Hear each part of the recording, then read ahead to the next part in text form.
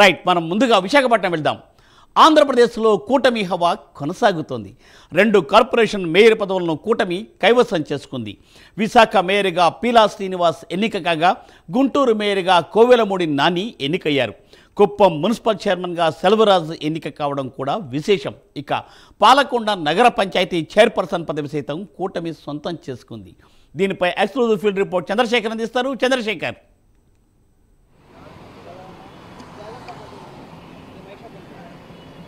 మూర్తి, ఏదైతే కూటమి పార్టీ అధికారంలోకి వచ్చిన తర్వాత మున్సిపాలిటీతో పాటు గ్రేటర్కి సంబంధించినటువంటి కార్యాచరణ పైన కానీ లేదా మున్సిపల్ చైర్పర్సన్కి సంబంధించినటువంటి అంశాలపైన కూడా కూటమి పార్టీ అయితే చాలా స్పీడ్గానే ముందుకెళ్ళినట్టుగా కనిపిస్తుంది. దాదాపు 9-11 నెలల కాలం అనంతరం కూడా ఏదైతే గ్రేటర్ విశాఖకు సంబంధించినటువంటి మేయర్ పీఠం ఏదైతే ఉందో, మేయర్ పీఠాన్ని అయితే విశాఖలో కూటమి పార్టీ అభ్యర్థి కైవసం చేసుకున్నటువంటి పరిస్థితి కనిపిస్తుంది. అయితే దాదాపు కూడా గత కొంతకాలంగా కొనసాగుతున్నటువంటి ఆ మేయర్ పీఠాన్ని అయితే ప్రస్తుతం విశాఖ మేయర్గా ఆ పీలా శ్రీనివాసరావు అయితే ఈరోజు ఆ ప్రమాణ స్వీకారం చేసిన పరిస్థితి కనిపిస్తుంది. టోటల్గా చూసుకుంటే ఆంధ్రప్రదేశ్ వ్యాప్తంగా కూడా ఆ 2 మేయర్ పీఠాలతో పాటు 4 వైస్ చైర్పర్సన్లు, 3 చైర్పర్సన్లకు సంబంధించినటువంటి ఎన్నికలు అయితే ఈరోజు కొనసాగి, ఈ ఎన్నికల్లో పూర్తిగా కూటమి పార్టీకి సంబంధించినటువంటి హవాయే కొనసాగిందని చెప్పుకోవచ్చు. గతంలో ఏదైతే వైఎస్ఆర్ కాంగ్రెస్ పార్టీకి పట్టుకొమ్మలుగా ఉన్నటువంటి ప్రాంతాలన్నీ కూడా ప్రస్తుతం కూటమి హస్తగతమైనటువంటి పరిస్థితి కనిపిస్తుంది. ప్రధానంగా చూసుకుంటే ఏదైతే ఆ గత పాలనకు సంబంధించినటువంటి హిట్లర్ పాలన అంటూ కూడా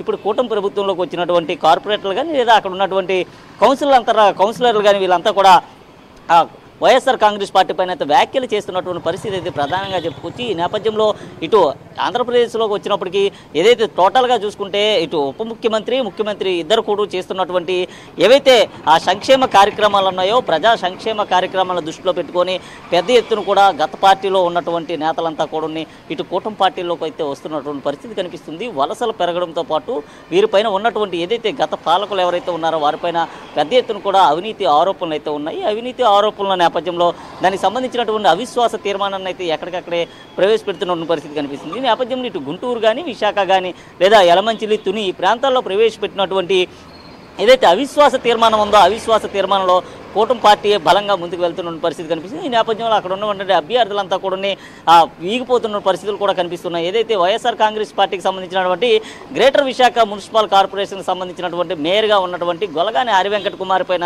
ఈ నెల 19వ తేదీన ప్రవేశపెట్టినటువంటి ఏదైతే అవిశ్వాస తీర్మానం ఉందో, అవిశ్వాస తీర్మానంలో పూర్తిగా వైఎస్ఆర్ కాంగ్రెస్ పార్టీ మేయర్ అభ్యర్థి అయితే వీగిపోయిన పరిస్థితి కనిపిస్తుంది. అలాగే గుంటూరు పరిధికి సంబంధించినటువంటి అవిశ్వాస తీర్మానంలో కూడా వైఎస్ఆర్ కాంగ్రెస్ పార్టీకి సంబంధించిన మేయర్ అయితే ఓడిపోయిన పరిస్థితి కనిపిస్తుంది. ఈ నేపథ్యంలో ఈరోజు దానికి సంబంధించినటువంటి ఎన్నికలు నిర్వహించాలంటూ కూడా ఎన్నికల అధికారులు ఆ ఆదేశాలు జారీ చేసిన నేపథ్యంలో ఈరోజు ఉదయం నుంచి 11 గంటల ప్రాంతంలో జరిగినటువంటి ఎన్నికలు ఏవైతే ఉన్నాయో, ఎన్నికలకు సంబంధించినటువంటి దాదాపు ఇటు గుంటూరు కానీ, విశాఖ కానీ రెండు ప్రాంతాల్లో కూడా కూటమి పార్టీ అయితే కైవసం చేసుకుందని చెప్పుకోవచ్చు. విశాఖకు వచ్చేసరికి దాదాపు 74 మంది ఆ సభ్యులతో కూడా కూటమి పార్టీకి సంబంధించినటువంటి అభ్యర్థి పీలా శ్రీనివాసరావు అయితే ఈరోజు మేయర్గా ప్రమాణ స్వీకారం చేశారు. అలాగే అటు గుంటూరుకు సంబంధించి కూడా నాని కూడా ప్రమాణ స్వీకారం చేసినట్టు పరిస్థితి కనిపిస్తుంది. అటు చూసుకుంటే ఏదైతే కుప్పంలో కూడా పూర్తిగా వైఎస్ఆర్ కాంగ్రెస్ పార్టీ పతనమైనట్టు పరిస్థితులు అయితే ఉన్నాయి. ముఖ్యంగా చూసుకుంటే ఏదైతే గత పాలనలో ఉన్నటువంటి వైసీపీ నేతలే ప్రస్తుతం వైసీపీకి అయితే వెన్నుపోటు పొడిచిన పరిస్థితి కనిపిస్తుంది. ప్రధానంగా చూసుకుంటే అందులో ఉన్నటువంటి వైఎస్ఆర్ కాంగ్రెస్ పార్టీకి సంబంధించినటువంటి కౌన్సిలర్లు కానీ, కార్పొరేటర్లు వీళ్ళంతా కూడా వైఎస్ఆర్ కాంగ్రెస్ పార్టీ నుంచి టీడీపీకి అయితే క్రాస్ ఓటింగ్ చేసిన పరిస్థితి కనిపిస్తుంది. టోటల్గా కూటమి పార్టీకి సంబంధించినటువంటి అభ్యర్థులంతా కూడా ఏ ప్రాంతాల్లో అయితే ఈరోజు పోటీ చేశారో ఆ ప్రాంతాల్లో వారంతా కూడా అక్కడ ఉన్నటువంటి మేయర్లు కానీ లేదా చైర్పర్సన్లు, వైస్ చైర్పర్సన్లకు సంబంధించినటువంటి పదవులన్నీ కూడా కైవసం చేసుకున్న పరిస్థితి కనిపిస్తుంది. దీనికి సంబంధించినటువంటి పూర్తి కార్యాచరణ కూడా కూటమి పార్టీ అయితే ముందుకు వెళ్తున్న పరిస్థితి కనిపిస్తుంది. ముఖ్యంగా చూసుకుంటే ఇటు మన్యం ప్రాంతానికి సంబంధించినటువంటి పార్వతీపురంలో వైస్ చైర్పర్సన్ ఏదైతే ఉందో, వైస్ చైర్పర్సన్ కూడా కూటమి అయితే కైవసం చేసుకున్న పరిస్థితి కనిపిస్తుంది. ప్రధానంగా అక్కడ ఉన్నటువంటి సమస్యలపైన పవన్ కళ్యాణ్ ఏదైతే అక్కడికి వెళ్ళినటువంటి పరిస్థితి ఉంది. ఈ నేపథ్యంలో పవన్ కళ్యాణ్ అక్కడ ఉన్నటువంటి సమస్యలన్నింటినీ కూడా తెలుసుకొని ప్రజలకి ఎప్పటికప్పుడే సమస్యలన్నింటినీ కూడా పరిష్కరించే దిశగా కూడా ముందుకైతే అడుగులు వేశారు. ఇచ్చిన మాట వదిలిన బాణం రెండు వెనక్కి తీసుకున్నటువంటి ప్రసక్తి లేదంటూ కూడా పవన్ కళ్యాణ్ చేసినటువంటి ఆజ్ఞలు ఏవైతే ఉన్నాయో ఆ ఆజ్ఞలకు అనుసారంగా కూడా అధికారులు అయితే పరుగులు తీస్తున్నటువంటి పరిస్థితి కనిపిస్తుందని చెప్పుకోవచ్చు. ముఖ్యంగా చూసుకుంటే గిరిజన తండాల్లో ఉన్నటువంటి అభివృద్ధి ప్రధానంగా గత 50 ఏళ్ళుగా కూడా అంతే స్వతంత్రం వచ్చిన నాటి నుంచి కూడా ఇప్పటి వరకు కూడా నోచుకేలన్నటువంటి అభివృద్ధి ఏదైతే ఉందో పవన్ కళ్యాణ్ రాకతో పూర్తిగా కూడా అదంతా మారిపోయేటటువంటి పరిస్థితి ఉంది. ఈ నేపథ్యంలో పార్వతీపురం నియోజకవర్గానికి సంబంధించినటువంటి అక్కడ ఉన్నటువంటి కౌన్సిలర్లు అంతా కూడా ఉన్నాయి. ఇటు వైఎస్ఆర్ కాంగ్రెస్ పార్టీని వీడైతే కూటమి పార్టీకి అయితే జై కొట్టిన పరిస్థితి కనిపిస్తుంది. అయితే విశాఖ జిల్లాకు సంబంధించినటువంటి ఏదైతే ఉన్నటువంటి ప్రస్తుతం అల్లూరు జిల్లాగా ఉన్నటువంటి అరకు, పాడేరు, చింతపల్లి, లంబసింగి ఈ ప్రాంతాల్లో అక్కడ ఉన్నటువంటి గిరిజన తండాలన్నీ కూడా ఉన్నాయి. రహదారులు లేక, త్రాగునీరు లేక నానా అవస్థలు పడినటువంటి పరిస్థితి ఉంది. ఈ నేపథ్యంలో అక్కడ ఉన్నటువంటి వారంతా కూడా అభ్యర్థన మేరకు అయితే పవన్ కళ్యాణ్ అయితే పర్యటించారు. అయితే అక్కడ ఏమాత్రం ఆ పవన్ కళ్యాణ్ పర్యటించిన సమయంలో కూడా కనీసం కాలికి చెప్పులు లేకుండా అక్కడ ఉన్నటువంటి గిరిజనులు పవన్ కళ్యాణ్ ఎదురు రావడంతో వచ్చినటువంటి 2-3 రోజుల్లోనే పవన్ కళ్యాణ్ అయితే వారందరికీ కూడా కాలికి చెప్పులు పంపించిన పరిస్థితి కనిపిస్తుంది. ఈ నేపథ్యంలో ఇటు పవన్ కళ్యాణ్ చేస్తున్నటువంటి ప్రజాకాంక్ష ఏదైతే ఉందో, ప్రజా అభివృద్ధి ఏదైతే ఉందో, అక్కడ ఉన్నటువంటి రహదారుల నిర్మాణం కానీ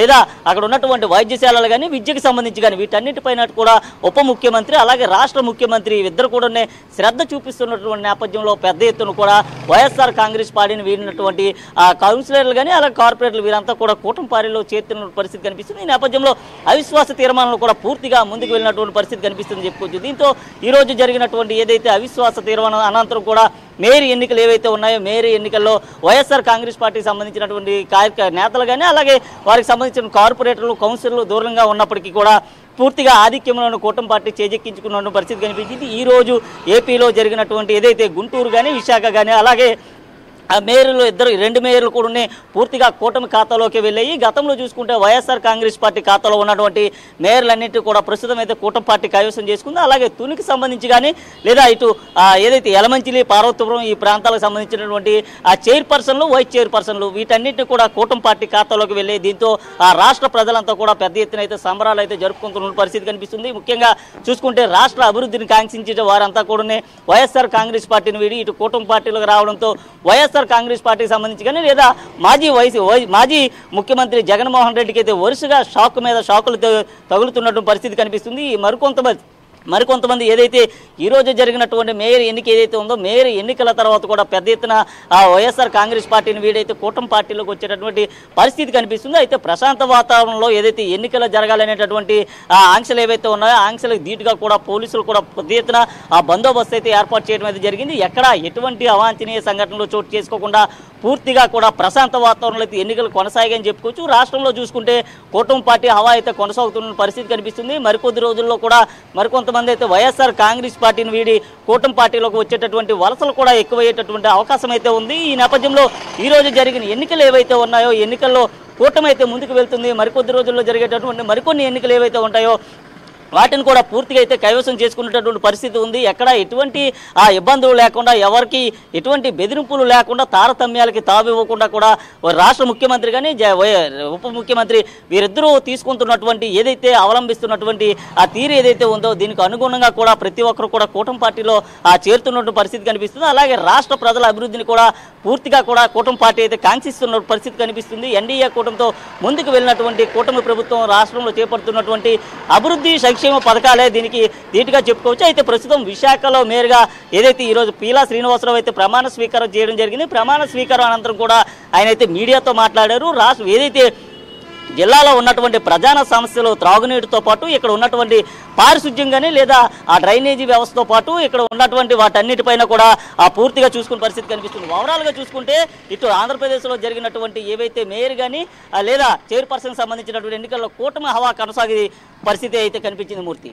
right Chandrashekar, thanks for exclusive details.